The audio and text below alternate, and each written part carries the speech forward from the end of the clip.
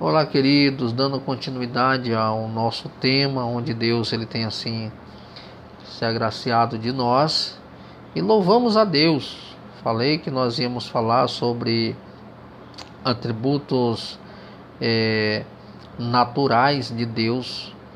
Os atributos de Deus, eles explicam porque Ele age e como faz, né? Por exemplo, a onipotência. Deus, ele é o Todo-Poderoso. Esse poder, né, absoluto transparece em relação os seguintes, por exemplo, a criação. Gênesis capítulo 1, nós observamos claramente ali um dos atributos naturais de Deus, aonde ele expressa, né, no princípio criou Deus os céus e a terra era sem forma e vazia, e assim segue. Então os atributos naturais de Deus fala que havia trevas sobre a face do abismo, e o Espírito de Deus ele pairava, ele se movia sobre a face das águas. Então nós vimos Deus ele recriando, né? Processo da recriação. Deus ele está colocando em evidência o seu plano, os seus projetos. Então atributos naturais de Deus, por exemplo, a sustentação de todas as coisas por sua poderosa palavra. Isso também é algo muito importante dessa sustentação, né, do nosso Deus em todas as coisas por meio da sua maravilhosa palavra. Observe que o escritor aos Hebreus, ele conhecendo muito bem acerca de Deus, no capítulo 1 de Hebreus, o versículo de número 3, se não me foge da memória, quando ele diz que o qual, sendo o resplendor da sua glória e a expressa a imagem da sua pessoa, e sustentando todas as coisas pela palavra do seu poder, e havendo feito por si mesmo purificação dos nossos pecados, assentou-se à destra da majestade nas alturas. Essa expressão do escritor aos Hebreus é lindo, fala realmente dessa ação de Deus, né? Sendo ele o resplendor da sua glória, e ele expressa a imagem da sua pessoa, sustentando todas as coisas. Então esse Deus sustenta todas as coisas pela palavra do seu poder. Então há uma declaração muito linda a respeito disso. E uma coisa importante, a redenção do povo de Deus.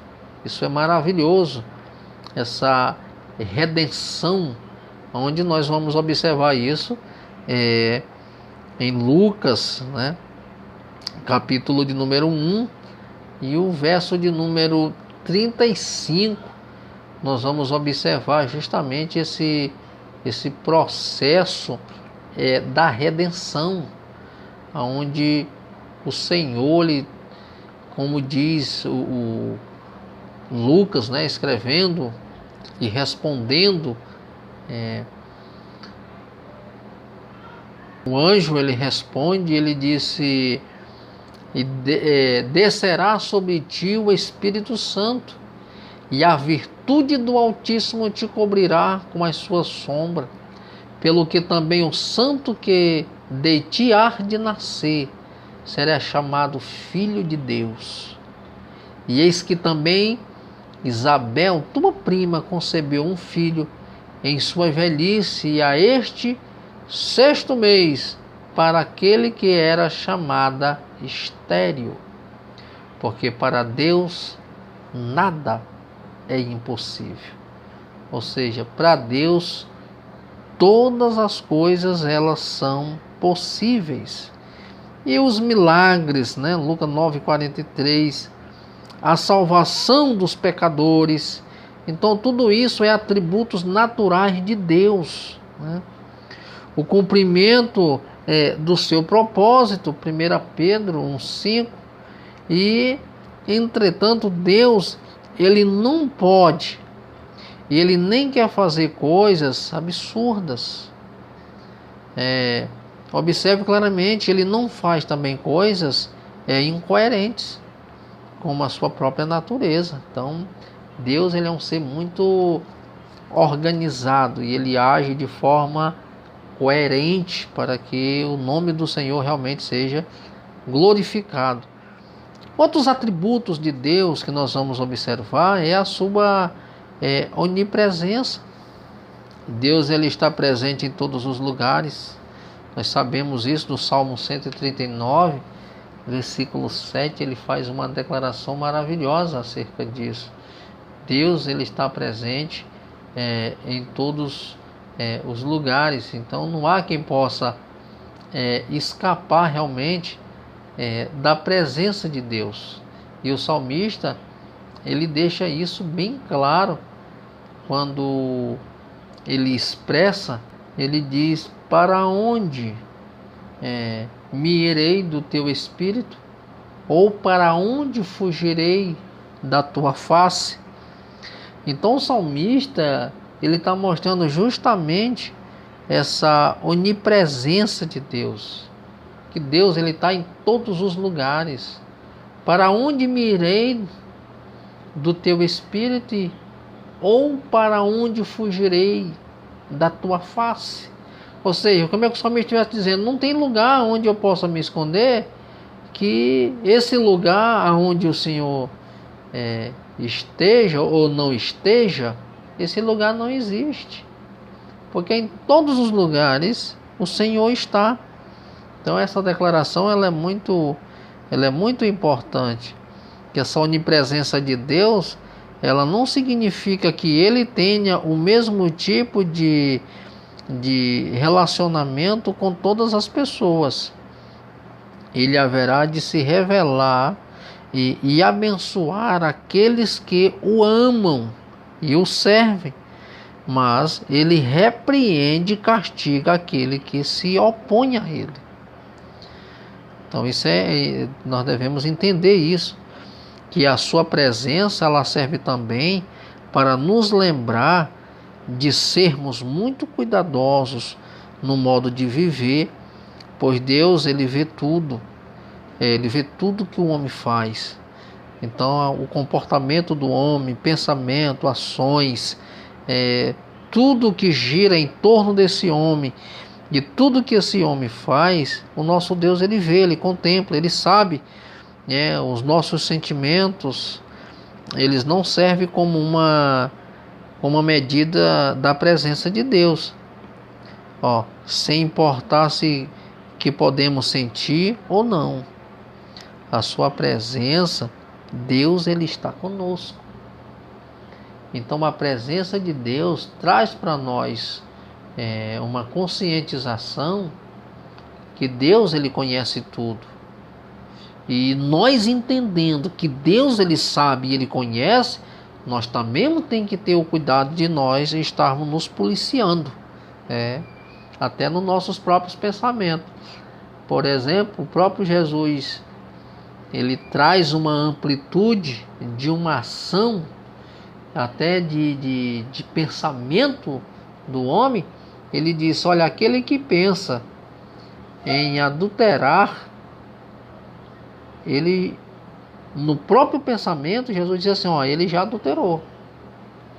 Ou seja, o que Jesus está mostrando é que o adultério não era simplesmente um ato da pessoa consumar fisicamente. Ele diz, mas se você pensar naquilo, você premeditar, se aquilo prender o teu pensamento, se o teu pensamento consiste naquelas coisas, tu já consumou, meu filho.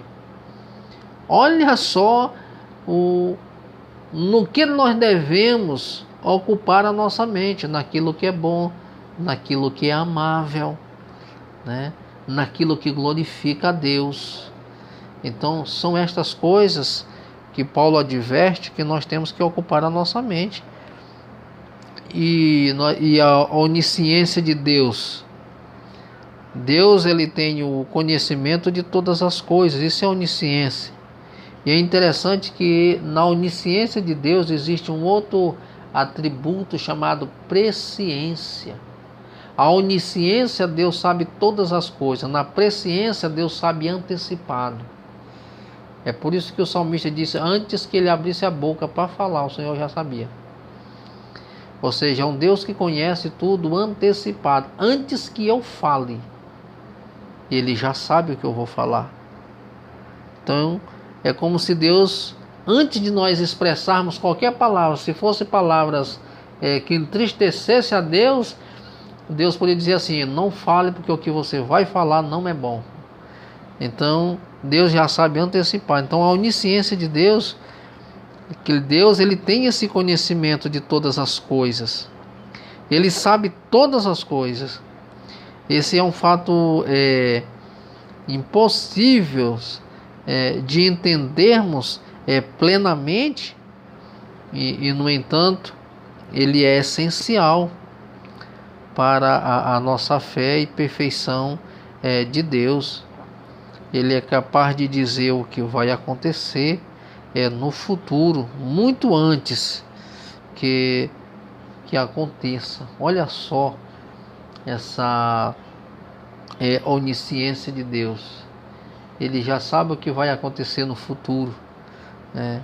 E às vezes nós não sabemos nem o que está acontecendo hoje.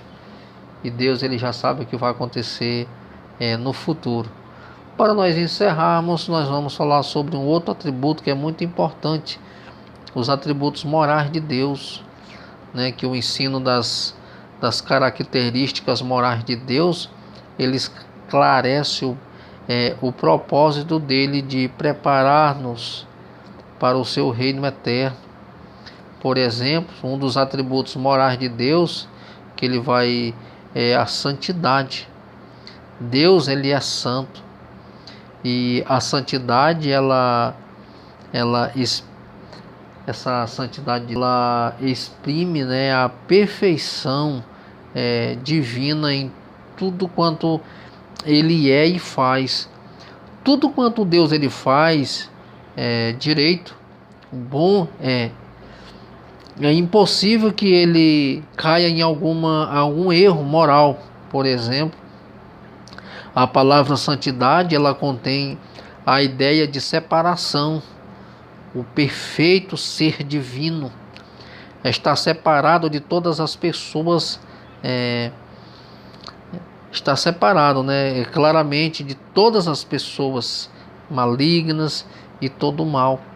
Uma coisa que nós devemos entender é que a santidade de Deus, ela inclui o amor por aquilo que é bom, o seu repúdio por aquilo que é mal. Deus, ele se separa das pessoas por causa da pecaminosidade humana. Então o próprio Senhor, ele diz, olha, o que causa separação entre vós e o vosso Deus é o vosso pecado. Isaías, no capítulo 59. Os meus ouvidos não estão surdos para que não ouçam, nem meu braço encolhido para que não opere. Mas o verso 2 diz assim, mas o que causa separação entre vós e o vosso Deus é o pecado que vocês cometem.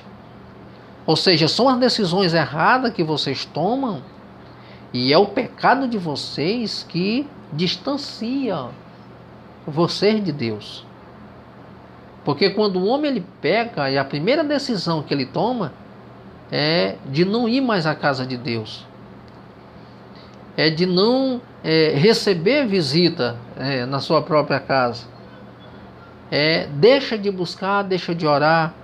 Então causa separação. O pecado, ele causa essa separação, e nós devemos que ter essa percepção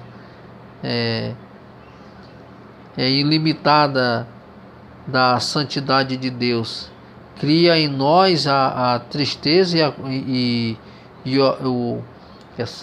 é importante que nós devemos ter essa percepção. Por quê? Porque o pecado ele nos afasta de Deus.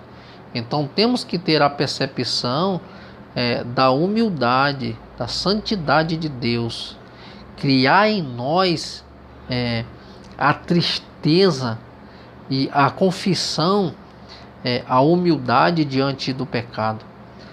Na expiação definitiva feita pelo sangue de Jesus, nós temos comunhão com Deus. Isso é importante porque o sangue de Jesus Cristo, ele nos dá a oportunidade de voltarmos, de nos reconciliarmos.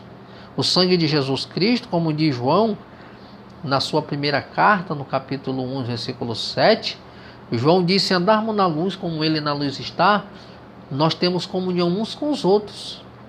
E o sangue de Jesus Cristo, seu Filho, nos purifica de todo o pecado. Então há jeito para o seu homem? Sim. O sangue de Jesus Cristo, ele nos purifica. Se ele purifica, então esse homem ele torna limpo. O próprio Jesus diz: vós já estáis limpos pela palavra que eu vos tenho ensinado. Então é a palavra de Deus que nos limpa. E o importante disso é que nós, uma vez sendo limpo pela palavra, nós estamos sendo separados. Esse é o conceito de ser santo, que Pedro fala: ser de santo, porque o vosso Senhor é santo, seja santo em toda a vossa maneira de viver. E um outro atributo morais de Deus é o amor. Deus, ele é amor. Amar simplesmente faz parte da sua natureza. Ele ama profundamente a humanidade. Ele demonstra isso por meio daquilo que fez, ainda faz por nós. Não existe nada que possamos fazer para merecer o amor de Deus, ou uma coisa importante, ou algo que nos aumente ou diminua, o seu amor por nós.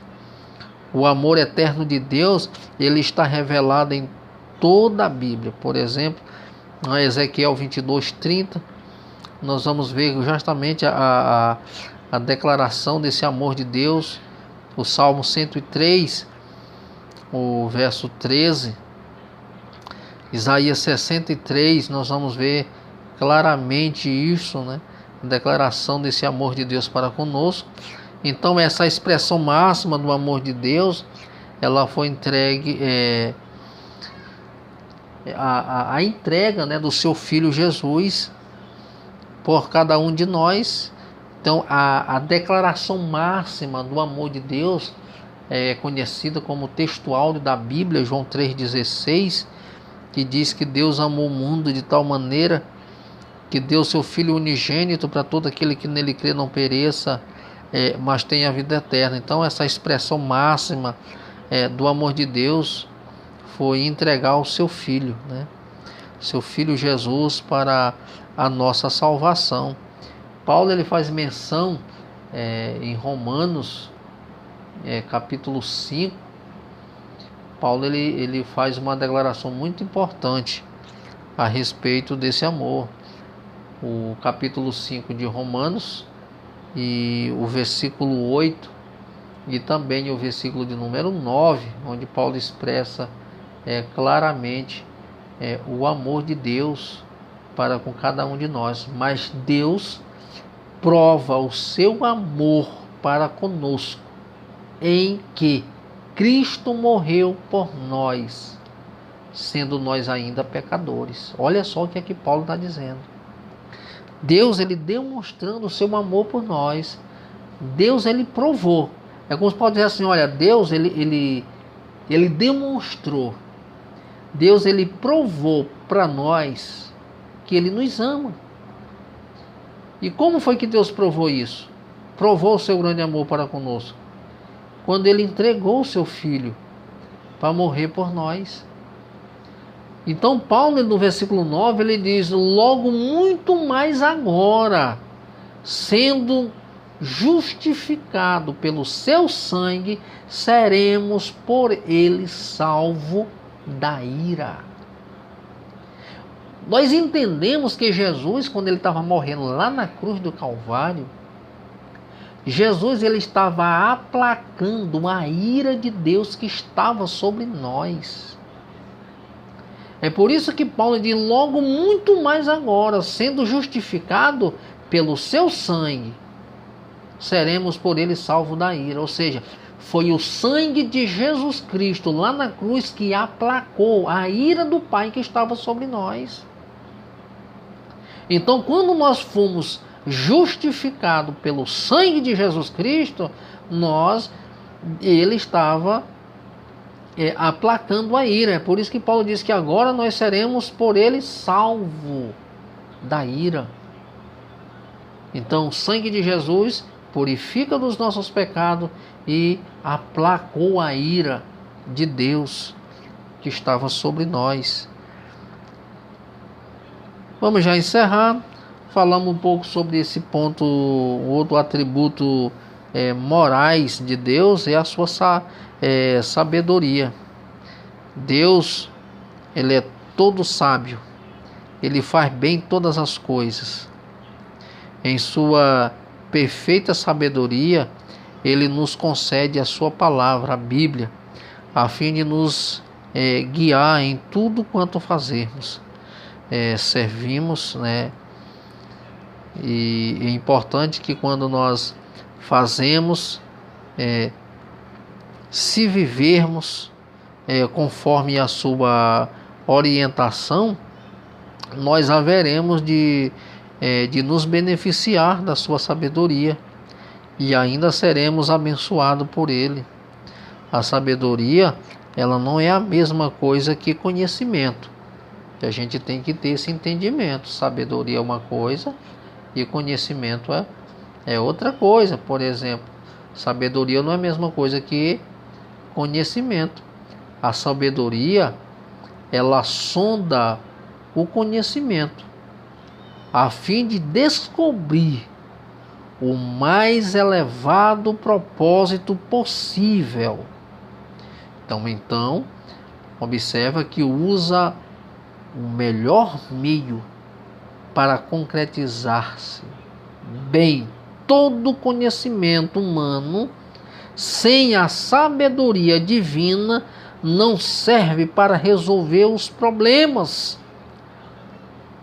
da sociedade, pois não possui a sabedoria necessária para saber como se deve aplicar o conhecimento aos problemas. É por isso que Tiago declara no capítulo 1, no versículo 5, ele faz uma declaração muito importante. Se algum de vós tem falta de sabedoria, peça a Deus, que a toda dá liberalmente, e não lança em rosto, e ser-lhe-á dado. Olha só, tu quer sabedoria? Tu quer saber lidar com esse conhecimento? Porque tem uns que têm conhecimento, mas não tem sabedoria. Então, sem sabedoria, você não vai aplicar bem esse conhecimento. Então, o que Tiago está dizendo: olha, se tu não tem sabedoria, peça para Deus, que Ele todo a dá. E o importante é que a sabedoria você adquire com o tempo. Você não adquire a sabedoria do dia para a noite. Conhecimento você adquire estudando. Você tem conhecimento. Agora, sabedoria vem de Deus. Sabedoria você aprende com Deus. É por isso que Tiago está dizendo: se você tem falta de sabedoria, peça a Deus, que a dá liberalmente. E Deus, o que Ele faz, Ele não lança em rosto. Se pedir, será-lhe dado. Ele concede. Então, conhecimento não é a mesma coisa que sabedoria. Tem muita gente cheia de conhecimento, mas não tem sabedoria para saber lidar com as coisas, dar um conselho na hora certa. usar aquele conhecimento para em benefício das pessoas e agir com prudência e com responsabilidade. Queridos, que Deus abençoe sua vida, que dê muita graça, que esse estudo ele possa aguçar a tua mente e que você possa estar sendo revitalizado. São estudos simples, mas que você possa obter de Deus muita graça para que você continue andando, buscando a face do Senhor para um elevo maior da sua vida. Quero fazer um convite, se você ainda não é inscrito nesse canal, que você se inscreva, que você compartilhe. Vamos divulgar o reino de Deus. Estamos vivendo dias difíceis, dias trabalhosos. O homem está precisando mais de Deus do que de dinheiro. E eu convido você que compartilhe esta mensagem, que os homens, se eles se voltarem para Deus, como diz a Bíblia, buscar em primeiro lugar o reino de Deus e sua justiça, as demais coisas vos serão acrescentadas.